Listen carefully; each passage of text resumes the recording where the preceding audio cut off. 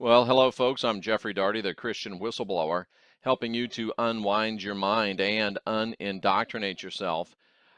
Asking a question that I have pondered on occasion and had occasion to ponder it again today, and I wanted to find out what some of you thought about this question. Could there be benevolent reptilians? Now, I know that question, or that even the mere suggestion of that, is almost anathema within Western Christianized culture, because all we have in view and all we have by way of understanding and all we have really by the way of conditioning and by way of indoctrination is that the reptile is bad.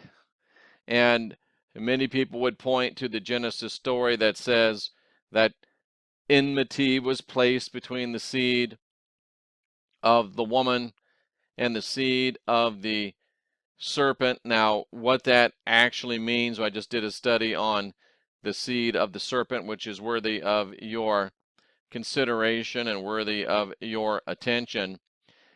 And when I think back to how things began, and I think back to what has happened since then, this looms as at least a possibility in my mind that there could be benevolent, reptilians. And one of the things that makes me think that it is quite possible that they would have benevolent reptilians is that, again, I think that so many times we're living in an opposite world. And whatever the dominant religious culture, whatever the dominant media culture is trying to present to us, is quite often the opposite of what reality is. And the fact that the reptile, is so universally cursed, so universally painted with hatred and malice, the reptile has such a bad rap that I have to wonder if it's not because there actually is some good and some benevolent reptilian beings, either here on the earth or other places interdimensionally, other star systems, I guess, potentially. But I think the question has to be asked, and I think that our minds really need to be opened to this possibility, because we don't want to, we can use all the allies we can get. And if there are some of the reptilians that are no more happy with the lordship of Yahweh than we are, then perhaps we could have some allies out there that we don't know of. And basically what happened, and somebody asked me to do a quick history of the world from beginning to end, and at first I thought, well, they're not asking much, but I actually think that it is doable, and I'm probably going to do it. Just kind of a quick overview so we can have an understanding of where we are. When I was a Pentecostal evangelist, I used to do these great charts and, prophecy seminars and all that good stuff. I actually got offered a job from the Seventh-day Adventists to do those prophecy seminars, which are kind of cool. Didn't take it. I couldn't wrap my arms around Mrs. White, and that's not a comment about her weight. She was a healthy sized woman. But at any rate, how we get off into these things, how I get off into these things, I'll never know. But you basically had a purebred human race. Looks like they were created first. A purebred reptilian race called the majestic serpents. They were created second. And they were amalgamated into a hybrid race, which is me and you. So we are what I call the Elohumans. We're the express image of the Elohim, which means we're male and female. And because there was at least one reptilian representative within the Elohim gods, we're also reptilian as well. And all you have to do is know a little bit about science and know a little bit about anatomy, and it is inescapable that we are a good chunk of us reptilian. Some say, even up to into 20% range, but that's not really the point here. The point is, that, and it's in my book, Serpents and Doves, in the Garden of the Gods, which you can still get for $1.99 right now in the ebook version. And it's still a deal in the paperback version as well. But there were likely some of these purebred humans that remained. I think most of them fled to the astral realm because they were beings that were able to manifest spiritually or physically, but it is possible that some of them remained.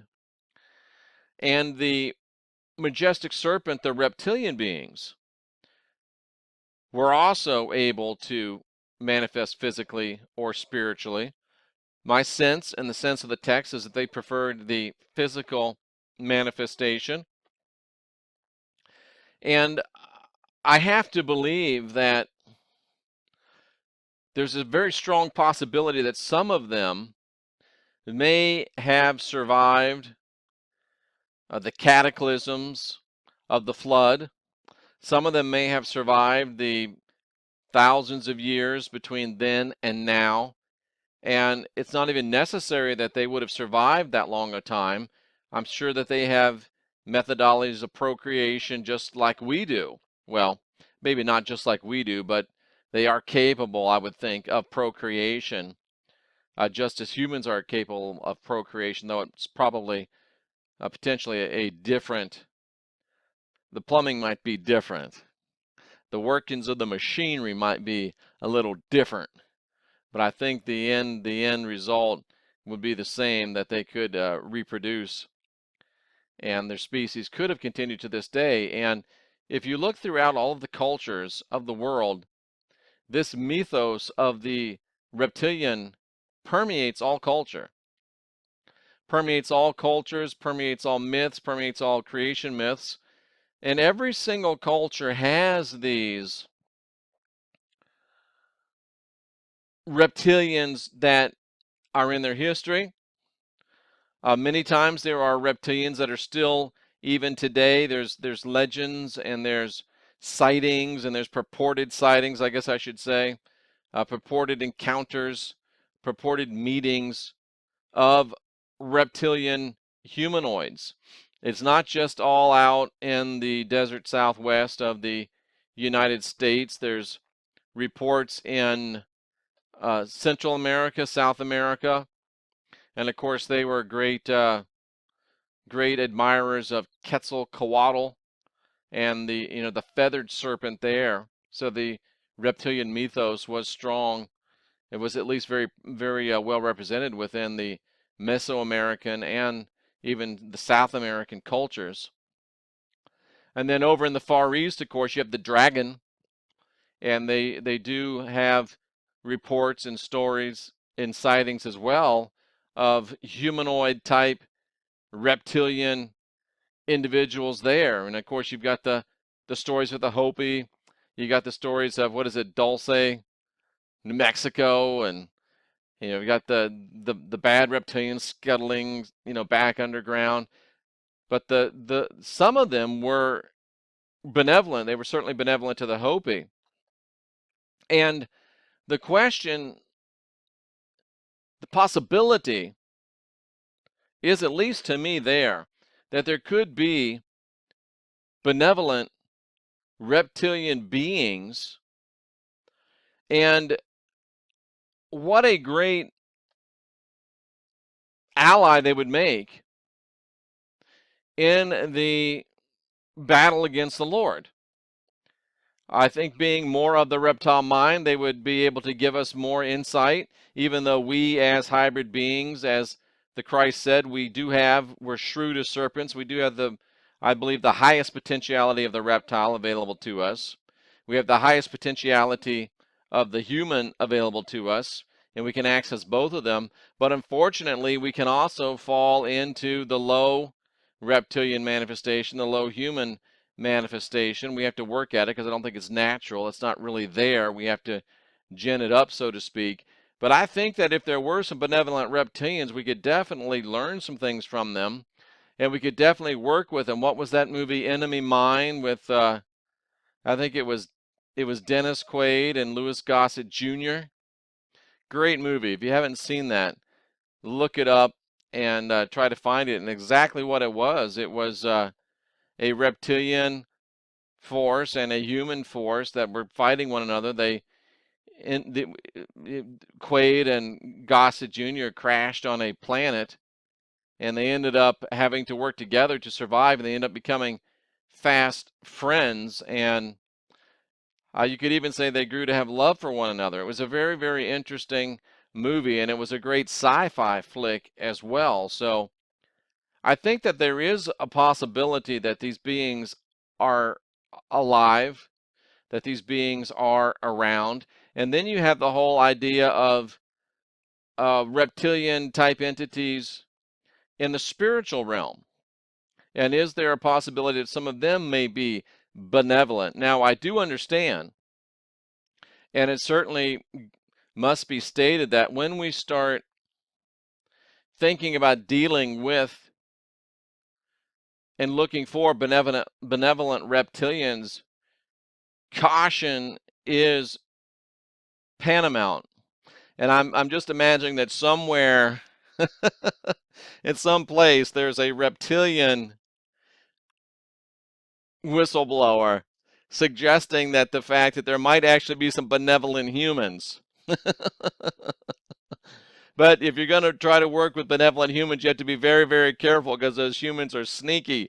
Those humans are tricky. Those humans will fool you. Those humans will, stick a knife in your back. You can't trust those humans. You got to be careful with those pale skins, those slick skins. You got to be careful with those hairy ones. And you got to be careful with those little-eyed, the little beady-eyed humans.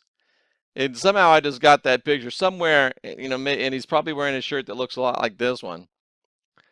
It's green, reptiles. But can you imagine? And I just realized, there's a little bit of positive portrayal of reptiles as well. I mean, you think of the cute little insurance lizard. I don't want to call the name and give him free advertising, but there's a little insurance lizard, and he's got the cute little kind of indefinable but somewhat Northern European accent. And I've seen some kids commercials where it's like a dinosaur family, and they're nice people. That dinosaur family, I've just seen them in passing, so I don't really know who or what they are. I mean, even on Star Trek, the Gorn, and the Federation actually came to an alliance, and I believe there's actually Gorn in the Federation. And if you don't know what the hell I'm talking about, don't worry, it's Star Trek nerd stuff. I don't know if there's benevolent reptilians in Star Wars, because I'm not a Star Wars aficionado. And even in the latest reptiles, even in the latest X-Files reptiles, do the reptiles have an X-Files? In the latest iteration of the X-Files, a little mini series that they just released, and we're glad to know that they're going to do another one, little mini series as well. But even in that, there was a benevolent reptilian dude, and he wasn't trying to hurt anybody. He was just trying to get along. And I believe that Fox, at least Fox, I can't remember if Gillian Anderson got involved in it or not, but Duchovny was working with the brother. And I think they had some, at least some type of a mini alliance. So it's interesting that they kind of dribble out a little bit of that. But of course, the preponderance of media portrayals of reptiles are thoroughly and wholly negative. That's for sure. So, and then of course, how do you miss Barney, right? Barney is what is Barney? He's a purple dinosaur, right? So he's a reptile. Very interesting. So there's a few scattered, throughout there. And I remember the old I think it was Sinclair gas station. They used to have a friendly little, was a big brontosaurus, but as I remember, he was kind of friendly. So there has been some sprinkling of positive reptilian imagery, but of course, Mostly it's, it's bad stuff, sad stuff. The reptilians are the bad guys. So just something to think about. Are there benevolent reptilians? I believe there are reptilians walking the earth today, living under the earth today, hiding out from us today. There's reptilian entities operating in the different dimensions and different frequencies, different harmonics that we, whether we know it or not, are also in the midst of. And it just makes me wonder if it's not worth the possibility of the consideration of, maybe opening a little dialogue. But again, you have to be so careful. You have to be very, very experienced. I don't think it's something for the neophyte. I don't think it's something for the faint of heart. I don't think it's something for the uninitiated.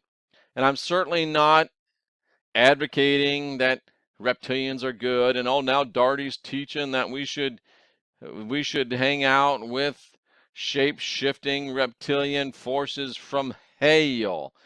Darty's aligning himself with this shape-shifting reptilian horrible Queen of England Velociraptor class. No, it's not about that at all. But if we're going to open our minds, we need to open our minds. If we're going to be people that consider possibilities, we need to consider all possibilities, in my humble opinion. And the fact that reptiles, upright reptile humanoids, walked the earth and walked this renewed earth before we did, and they couldn't all have been bad. They couldn't all have been evil any more than all people are bad and all people are evil. And I think that there's got to be some reptilians somewhere that say, you know what? We've had enough of this dictatorial, maniacal, horrific, blood-soaked reign of the reptilian Elohim, fallen reptilian Elohim, the Lord. We've had enough of this great red dragon. We've had enough war. We've had enough bloodshed. We've had enough fear. We've had enough strife. And somewhere, somehow, there may be a reptilian whistleblower that's saying, hey, maybe we should think about thinking about. That's all I'm saying. I'm not saying we should think about it. I'm saying we should think about thinking about the possibility of benevolent reptilians and the potentiality towards possibly working with them or opening avenues of communications. And I mean, many people have said this. George Washington is renowned for it. Keep your friends close and your enemies closer. So if you really do believe that the reptilians are our sworn enemies, without any doubt and without any shadow of change, why then it might be a good idea to keep those enemies closer. And yet, maybe we can't even get along. Black folks and white folks have a hard time getting along together, right? Asian folks and Hispanic folks. There's a little Christian song, and I won't sing because I've taken some flack for my lack of singing ability. Somebody said, I wish you would review your singing ability. And I said, I've got no singing ability to review. And the only time I do it is when I'm trying to be, I'm spoofing, I love you, Lord, spoofing. And I don't really think I can sing by any means. But there's an old Christian song, Jesus loves the little children, all the children of the world, red and yellow, black and white. They're all precious in his sight. But in reality, it's red and yellow, black and white, put them together and watch them fight. And could you imagine throwing in reptilians into that mix? That's probably why the reptilians are like, no, you guys deal with that. But of course, you never know. They might have their own, there might be this kind of reptilian here, like we're looking at, and, some other kind of reptilian. So there could be, going back to Star Trek, the half black, half white on one side, on the other side, there could be even their own silly racial tensions in between even reptilian races. So who knows? All I'm saying is there's a possibility, and maybe we should be thinking, and maybe there's some interesting things on the horizon. Maybe not. Just wanted to put that out there for your consideration. If you have questions, if you have comments, throw them in the comments section. Don't be rude, or you won't be there anymore. You can talk, you can debate, you can ask questions, but just be nice. Be excellent to each other. That's all I ask. And if this brother wants to be excellent with me, then I can be excellent with him or her, or I don't know, maybe they're like, 2-in-1s. I have no idea. But at any rate, see, even there, seeds of discord sowed, even when we're talking about the possibility of reaching out a hand or I don't know. Let's shake claws. But I'm Jeffrey Daugherty, the Christian Whistleblower. JeffreyDaugherty.com, ChristianWhistleblower.com. Before you go, subscribe to this channel.